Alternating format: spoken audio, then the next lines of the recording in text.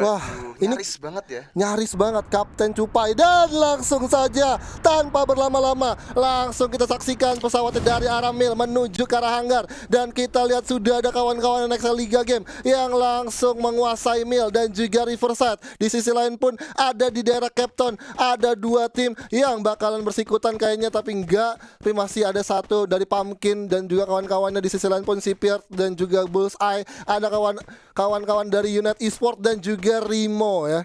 Waduh. Ini kayaknya Observatory bakalan terjadi clash early juga karena ada dua tim nih. Ada Inastars dan juga Boom tadi ya. Betul. Berarti Inastarsnya ini kan juga dulunya bisa dibilang EVOS Esport kan dari Inastar juga kan dulu. Iya. Wah, ini kayaknya niru dari para suhunya juga nih. Iya, kita berbicara niru para suhunya, tapi sudah ada peperangan di mana Unta langsung dipulangkan oleh kawan-kawan kita dari Stay Hungry Beast, di mana ada Igaps, ada Maybe, ada Mang dan juga ada Alnova. Tapi Igaps pun harus berhati-hati karena darah atau health point-nya cukup low. Langsung mencoba untuk mengikuti jalur pergerakan dari seorang Maybe, meminta satu cover untuk mencari medkit di area observatory. Dan kita lihat setupnya dari kawan-kawan Inastar udah ada di satu bangunan yang cukup krusial, dan juga ada satu launchpad kalau memang Inastar udah nggak mau mencoba untuk melakukan team fight dengan Bumi Sport ya Arman. Betul sekali, tapi kalau kita di sini dari Inastar lebih menahan banget posisinya karena dia tahu juga posisinya dia udah kehilangan satu roosternya yang bernama Unta. Jadi menurut gua ini kalau misalkan dari Inastarnya terlalu maksain untuk melakukan perlawanan terhadap player dari Boom Esport sendiri, ini takutnya malah jadi kesalahan yang cukup fatal kepada tim Inastar karena mereka bakalan ditumbangin langsung di posisi ke-11. Udah ketahuan nih Bang Evor. Iya, udah ketahuan di mana Satap langsung mengaktifkan krononya, berlari untuk langsung regroup, tapi ada Igaps di depannya. Coba dipegang double barrel. Igaps pun berhasil mendapatkan satu knockdown dengan MAG 7-nya. Inapai mencoba memegang satu AUG-nya, nggak punya banyak pilihan, tapi kawannya udah coba digerus. Ada bom yang digranat, langsung dilempar begitu saja. Quinzin langsung terkena knockdown. Inapai berhasil mendapatkan satu pemain Alnova, langsung di cover. Dan Igaps pun langsung menghabisi last man standing dari kawan-kawan Inastar dan langsung puas di posisi ke-11. Dan kita lihat di sini dari POV di area pick juga ada perang di mana Minus RR langsung aja pincang, di mana ada Pitox yang langsung tertumbangkan, terjatuh dan udah nggak bisa untuk di-revive karena Bang Bang dari tim Bang Bang langsung terus melakukan satu pressure di mana Minus RR nggak bisa kasih nafas. Granat dilempar satu buah di sana, langsung di satu pasang gluonya, langsung ada Mil Xware yang mencoba untuk mempertahankan posisinya dan udah di set up push, dan sudah ada Jerry juga yang langsung jump shot. Surya punya harus juga terjatuh, menyisakan serang Mas Anang. Enggak begitu Mas Anang, aduh sial Mas Anangnya langsung pulang, langsung pergi jauh, langsung ninggalin daerah pick nih Mas Arman. Aduh, Minions RR akhirnya harus kehilangan 3 membernya sekaligus. Tersisa Mas Anang yang tapi tak begini. Iya, Dia aduh. harus mencoba bertahan di sebuah tower yang ada di sekitaran kota tua. Menurut gua tadi dari salah satu player tadi kalau nggak salah ada Pitok yang dia tuh berusaha menahan pergerakan dari tim Bang Bang biar Mas Anangnya nih selamat gitu kan. Betul. Dan itu bener-bener teruji juga, akhirnya Mas Anangnya selamat, tapi itu menjadi sebuah kerugian yang cukup besar untuk tim Minions RR sendiri. Dan kalau kita lihat di sini ada Frontal Dika yang berhasil menjadi MVP di match ketiga tadi dengan 3 poin killnya. Damage-nya lumayan juga nih, 1151. Cantik juga ya. Waduh, canggih lah ya kan, apalagi ya kan udah dapetin satu ayam kepala gitu kan, nge-endnya langsung ngincer kepala juga, jadi langsung berkali-kali lipat gitu. Damage-nya jadi makin gede Iya, gitu ya. tapi nggak, kayaknya ini mungkin memang dari mekanikal dari individual Dika sendiri emang cukup tinggi gitu ya. Betul. Dari aimnya. Tapi memang kalau berbicara dengan timnya dari Mas Anang sendiri ya, memang kalau dibilang tak begini skenarionya memang benar ya. Mungkin ketika Minion RR mencoba buat ngepick dari patahan yang ada di dekat rumah kayu pick, itu memang mungkin memang jadi satu advantage buat dari kawan-kawan Minions RR untuk melakukan satu counter attack. Betul sekali. Dan kalau tadi kan sebelumnya kan di pick ada fight antara Minions RR dan juga tim Bang Bang kan. Kalau kita kilas balik flashback lagi, fight early, paling early itu ada Boom dan juga Inastar tadi sempat gue lihat Iya. juga. Dan itu kayaknya jadi satu posisi yang bener-bener kurang untungin untuk Inastar. Karena apa? Dari segi poin mereka memang cukup kurang juga, sehingga di match keempat kali ini yang harusnya dia bisa mendapatkan poin kill, tiba-tiba dia tuh kayaknya terlalu maksain buat nabrakin tim Boom Esports yang sama-sama butuh poin juga sebenarnya. Ya. Dan menurut gue ketika clash itu pun terjadi, dari Boomnya tuh tahu oh ini sisa 3 orang nih, gak mau ngasih lepas, akhirnya di situ langsung dipulangkan begitu aja oleh Boom Esports. Wah. Bang Evor. Iya, memang Boom sendiri udah tahu ya, udah hafal pattern dari observatory. Dan kalau kita berbicara Boom, memang Boom sendiri udah mencoba setidaknya kalau nggak ada kawan-kawan dari EVOS di divisi 1 gitu kan, Betul. mereka mencoba untuk ngambil pattern itu, mencoba untuk ngambil di luar zona gitu kan, persis sama kayak EVOS, teman ya balik lagi itu udah sah aja gitu kan, Sah. aja karena memang balik ke kalau emang nggak ada tim yang ngeganggu di area atas map Bermuda itu ya udah dari Boom Esports sendiri memang sangat diuntungkan banget gitu kan untuk ngefullin resource yang mereka dapatkan. Betul. Gitu. Dan berbicara kita lihat ini dari pemain minus RR tadi Mas Anang tinggal sendiri dan juga kawan dari Frontal itu harus dipaksa bermain 3, satunya mungkin ada sedikit connection issue tapi nggak apa-apa karena menurut gua 3 orang pun masih bisa buat survive sampai zona late game gitu ya kan. Ya, tadi kan apalagi dari Frontal Eden Team di match sebelumnya, di match ketiga tadi yang ada di Purgatory kan dia udah dapetin Buyah nih. Siapa Betul. tahu mereka bermain bertiga pun masih bisa Buyah juga gitu kan. Iya. Jadi nggak masalah sebenarnya kita mau main berapa orang asalkan kita punya mental yang cukup kuat, terus setup yang cukup matang. Dan itu bakalan jadi sebuah cara gimana caranya untuk meng-up posisi dan juga klasemen dari mereka. Sementara kita bergeser dulu nih di sekitaran Factory.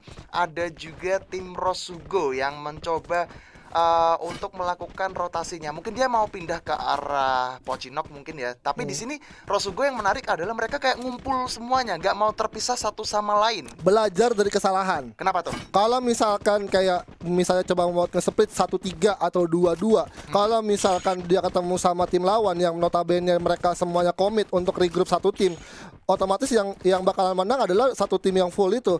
Karena menurut gue ketika ada coveran dari satu tim yang full itu dari 2 orang yang melakukan satu split 2-2 begitu agak cukup kesulitan.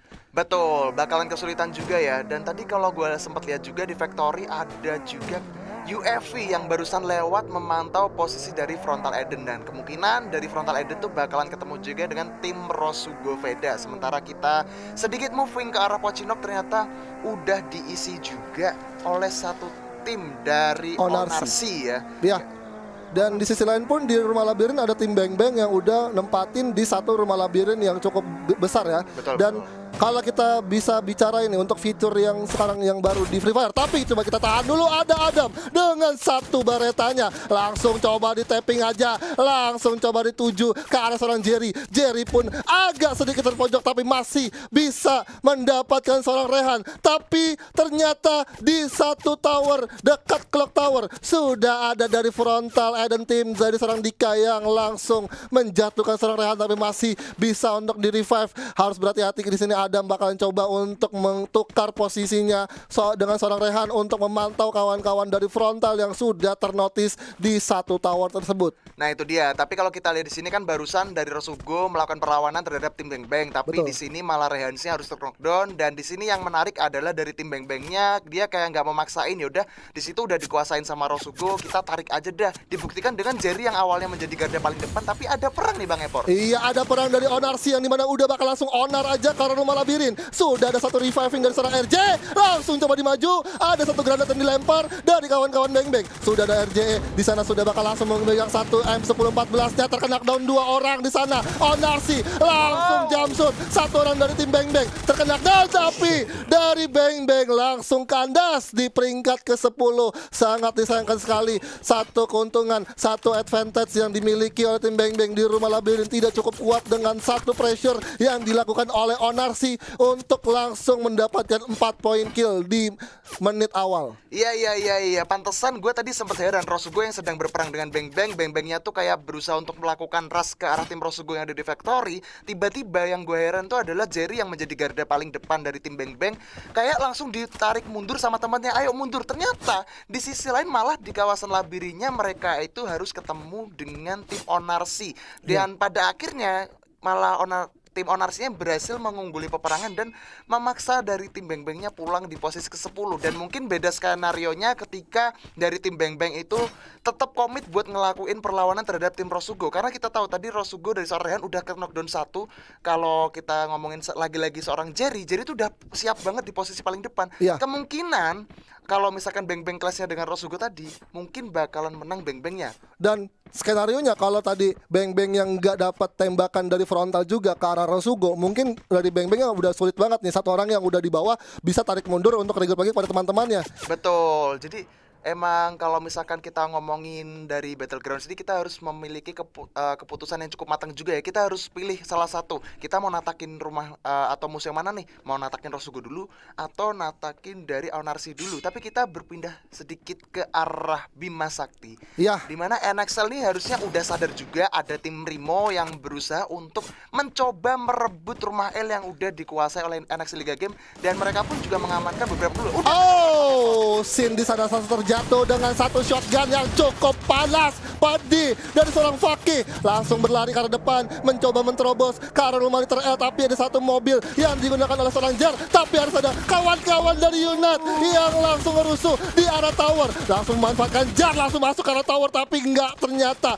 masih kena surprise oleh kawan-kawan Unit. Dan Cupai yang menjadi last man standing dari Kapten NXL Liga Game harus tumbang di peringkat ke-9. Enggak jadi dapetin 3 kali buya karena udah di sandwich oleh dua tim kawan-kawan dari frontal dan juga Unit di sendiri nih, Arman. Waduh, NXL bener-bener posisinya kejepit banget. Dia didatengin sama Rimo Arjuna dari arah patahan bawah. Tiba-tiba mencoba lari ke arah tower, tapi udah ada Unit. Tapi di sini jangan puas dulu untuk Rimo karena masih ada tim Onarsi nih Bang Efor. Iya, ada Onarsi yang lagi-lagi membuat onar. Langsung dilepaskan satu peluru ke arah rumah liter L. Masukkah? Ternyata masih miss sedikit. Harus coba diperhitungkan lagi. Satu kekerannya yang cukup bisa menjatuhkan 3 orang dari tim Rimo. Ada granat juga yang coba dilempar, masak langsung meledak, tapi enggak. Ternyata di sini masih ada counter dari satu Krono yang diaktifkan. Sudah langsung setup. Ada Kenza, ada langsung saja melemparkan atau melepaskan peluru pelontar ke lantai 2. Granat pun satu demi satu langsung dilemparin terus, dipukul mundur terus, langsung ditimpukin terus, enggak berhenti. Ada 3, 4, 5, 6, 7, 8. Udah kayak lagu senam. Udah ada satu orang di sana yang langsung coba merapat ke pintu, tapi di sini Rimo langsung komit, langsung merapat, mencoba untuk memberikan satu pertahanan yang cukup kuat, langsung bersiap-siap, tapi ternyata lemparan granat dihalangin sama Fakih dengan geluan dari Mas Arman. Waduh, di sini Rimo bener-bener cukup sabar, tapi hati-hati gelulnya udah pecah. Udah pecah di sana, langsung di jump shot. Ada sarang raka langsung di depan Fakih. Ahnaf juga harus terkena knockdown. 3 orang dari Rimo langsung saja tumbang. Ada Kimis langsung berlari ke arah bawah, langsung coba turun. Ada RJ dengan sigap memasang geluannya, langsung coba diambil mobilnya. Hati-hati di sana, terkena knockdown oleh seorang Kimis di sana dan nggak punya gluol. Walaupun masih ada 8 gluol, tapi mana sempat keburu telat, langsung mati. Aduh. Waduh, keren banget pergerakan dari Onarsi ini, bener-bener bikin kita semuanya menjadi tegang. Karena apa? Rimo yang barusan berperang melawan NXL-nya ternyata harus ditumbangin juga. Tiba-tiba dengan setapan yang cukup matang juga, berkat hujan granat yang bener-bener banyak banget. Gua sampai notice tadi mungkin sekitaran ada 10 atau 15 granat yang dilemparin oleh tim Onarsi ini. Dan membuat setup dari tim Rimo sendiri nih jadi kacau. Dalam artian gini, mereka udah setup siap-siap nih. Ada yang dari arah sisi kanan, sisi kiri, dengan lemparan granat yang menurut gua random banget ke segala arah, membuat setapan dari Rimo tuh jadi dihancurin begitu aja dan berantakan. Kebukti juga tadi dari Rimo harus tersisa seorang Kimmich yang mau gak mau harus menjadi lone survivor. Dia berusaha kabur naik mobil, tapi mobilnya gak bisa mundur. Malah akhirnya di sini Rimo ditumbangkan oleh tim Onarsi dengan 7 poin kill. Luar biasa banget sih. 7 poin kill berhasil dikantongi, dan memang Kimmich sendiri udah gak punya banyak pilihan lagi karena dia harus butuh waktu juga buat memundurkan mobilnya gitu kan. Betul. Dan ketika dia coba memasang blue wall, dia terlalu dekat sama vehicle yang notabene kalau kita pasang ke arah vehicle itu udah nggak bisa lagi. Nah itu dia. Maksudnya tadi kayak dari Kimmich tuh gue setuju sih dengan apa yang udah disampaikan Bang Efor juga. Karena kalau misalkan dia udah naik mobil kayak udah serba salah. Dia mau turun, mau mundur juga udah panik juga, karena udah ditungguin di depan pintu tuh sama 2 orang dari Onarsi. Dan kalau kita lihat dari minimapnya zonanya bakalan bergerak kemanakah? Kayaknya bakal di tengah, tapi di sini terjadi tembak-tembakan Bang Efor. Iya, terjadi tembak-tembakan di mana zonanya update ke arah dari kawan-kawan Unite. Udah bakal langsung coba digerus-gerus. Ada Kenzo yang langsung tertumbangkan, tapi ada satu upaya steal kill dari kawan-kawan minions RR. Onarsi pun udah nggak bisa untuk bergerak karena di sini sudah ditungguin di bibir zonanya oleh kawan Unite, yang dimana ada satu tower yang masih dapat zona. Sudah banyak cahaya biru juga yang terlihat yang sudah terpasang juga, di mana summon adab udah banyak banget jatuh ke arah map Bermuda. Tapi kita di sini 12 glue wall, 6 medkit di sini. Rise sendiri sudah nggak menggunakan satu glue wallnya untuk langsung menghadang peluru-peluru yang masuk, karena di sini cukup sulit juga untuk kawan-kawan Onarsi bisa nge-firing ke arah tower. Betul sekali, tapi di sini dari tim Onarsi bener-bener harus menahan pergerakan tembakan yang udah ditembakin lagi dan lagi Bang Efor. Iya, dan lagi di mana udah nggak bakal dikasih nafas karena di sini Kanza dan kawan-kawannya harus masuk tapi rasa terjatuh tapi masih ada Krono yang langsung coba diaktifkan, masih bisa digeblok di sana. Sudah ada M249 juga bakal coba diras aja, langsung coba di begitu saja sudah coba dihabisi, digerus ada Speedy dari seorang Rise 11 langsung menjatuhkan seorang RJ, tapi ada granat juga yang dilemparkan oleh kawan-kawan Unite dari arah tower seberang. Sudah ada dari Fraka juga yang berhasil mendapat seorang Andri.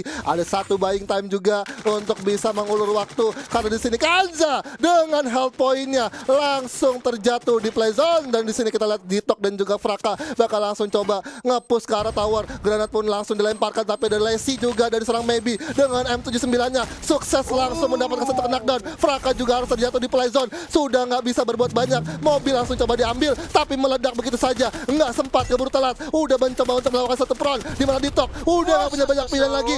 7 health point tersisa, di mana Rise bakal langsung coba strafing di arah satu glue wall yang dipasang. Boom, Mang dan juga Anova sukses melancarkan granatnya ke arah musuhnya yang terlihat, di mana Apple langsung jadi jus apel. Udah langsung disergap, dan trial hello pun SLN-nya juga harus susun, di mana Ditok bakal coba nge-clutch. Ada satu mekanik yang cukup baik, tapi di sini nggak cukup kuat karena cukup sulit juga dari seorang Ditok. Tapi Adam dengan baretanya mencoba untuk terus tembakin karena frontal. Oh, 2 kali tembakan dengan critical headshot yang cukup pedih Mas Arman. 4 tim masih tersisa dengan sisa 14 orang yang masih hidup nih Mas Arman. Waduh, zonanya bakal menyusut, memaksa Boom juga untuk masuk ke dalam circle-nya, sedangkan Rosugo kayaknya bakalan merangin dulu tim frontal yang ada di tower. Unite-nya mulai masuk juga. Ini bakalan jadi late circle yang bener-bener pecah perangnya luar biasa. Masih ada 4 tim Bang Efor. Mereka masih saling mantekin juga. Dimana di sini Adam udah bersiap juga, dan senjatanya ada yang dapat knockdown Bang Efor. Iya, dapat knockdown, di mana dari Rosugo Veda terus menghujani peluru karena global. Andri udah nggak punya global lagi, udah nggak punya